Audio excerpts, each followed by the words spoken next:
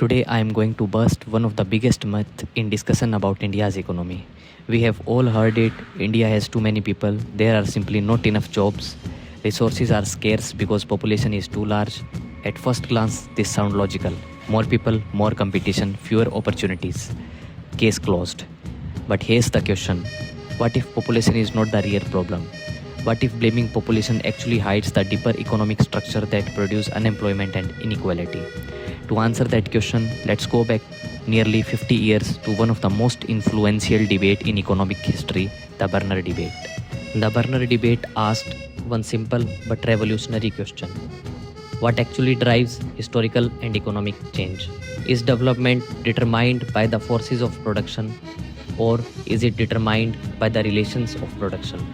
Let us understand these two ideas. Forces of production include labor power, education, technology, machinery, infrastructure, scientific knowledge, and productive resources.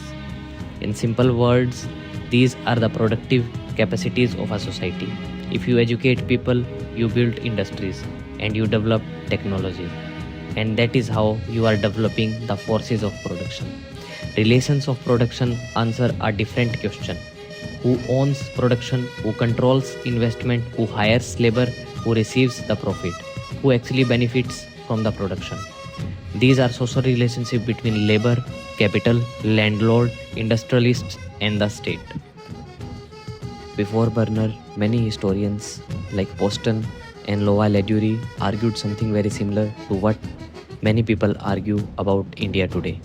They believed that population growth, pressure on land, scarcity, falling productivity, economic crisis. In other words, population itself creates the crisis. Economic change is explained mainly by the forces of production, especially population and land. Notice how familiar this sounds. It's almost identical to today's argument that India has unemployment because there are simply too many people. Berner asked a very important question. If population is the real cause, then why did societies facing similar population growth develop completely differently? Why didn't even every country experience the same outcome? They didn't. So population alone cannot explain the development. Instead, Berner argued that class relation determine how societies respond to population growth, markets and technology. Population creates pressure, but the existing social structure determine what happens next. Take Germany. Western Germany and Eastern Germany both experienced demographic change, but their outcomes were different. In Western Germany, strong peasant communities limited landlord power. In Eastern Germany, landlords strengthened serfdom and tightened labor control. Same demographic pressure, different class relation, different historical outcomes. China and India both invested in education, both expanded technical training, both sought industrial development. If education alone determined development, both countries should have followed similar trajectories, but they didn't. China connected education directly with production. Education produced skilled workers. Those workers entered expanding manufacturing industries. Manufacturing generated employment. Employment increased productivity. Higher productivity generated more investment, which again expanded industry. The cycle became education, industrialization, employment, higher productivity, further industrialization. India also expanded higher education. Engineering colleges multiplied. Universities expanded. Millions of graduates entered the labor market.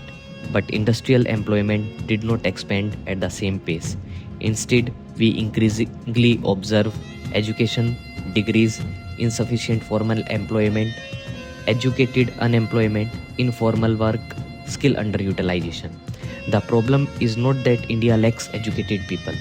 The problem is that education has not been sufficiently connected with productive employment.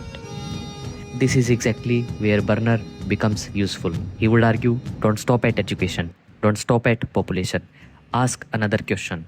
What kinds of relations of production exist? Who controls investment? How is industry organized? How are workers absorbed? What role does the state play? What incentives exist for productive employment? China reorganized property, investment, labor, industrial policy, and the state institution so that education become a productive force. India developed education, but its productive structure has generated far fewer manufacturing jobs relative to the growing workforce. In other words, forces of production create possibilities, but relations of production determine whether those possibilities are realized. Whenever unemployment rises, many people immediately blame population.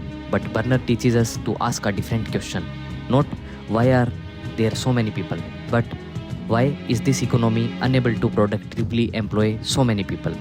That shifts the focus from blaming individual to analyzing institutions. This is where another economist, Kalaski, becomes incredibly relevant. Kalaski argued something remarkable. He said, permanent full employment is economically possible. Government can create employment through public investment. So why doesn't it happen? Because full employment changes power. When everyone has jobs, workers gain bargaining power. Wages rise, trade union becomes stronger. Employers lose one of the biggest tool, the fear of unemployment.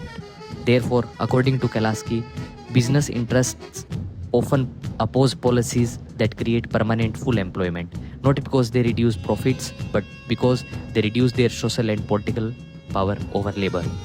Now look at India. Economic growth has increased, corporate profits have risen, but wealth has become increasingly concentrated. Recent estimate shows that the top 10% of India's owns the overwhelming majority of national wealth, while a large share of population owns very little. The gap between wealth and employment has widened. This raises an important question. If the economy is generating wealth, why is it not generating enough decent jobs? That is not simply a population question, it is a question about investment, employment, ownership, industrial policy, and the distribution of economic power. Exactly the kind of question Burner and Kalaski encourage us to ask. So next time someone says India's biggest problem is population, ask them one question. If population alone explains economic development, why did society facing similar demographic pressure develop so differently? Why did China and India follow different trajectories? Why did England industrialize while France did not? Why did Western Germany differ from Eastern Germany? The answer is not simply population. The answer lies in how society organizes production, ownership, labor, and state power. Population creates pressure, but institutions determine outcome. And perhaps instead of blaming people, we should start questioning the economic structure that failed to turn human potential into productive opportunity.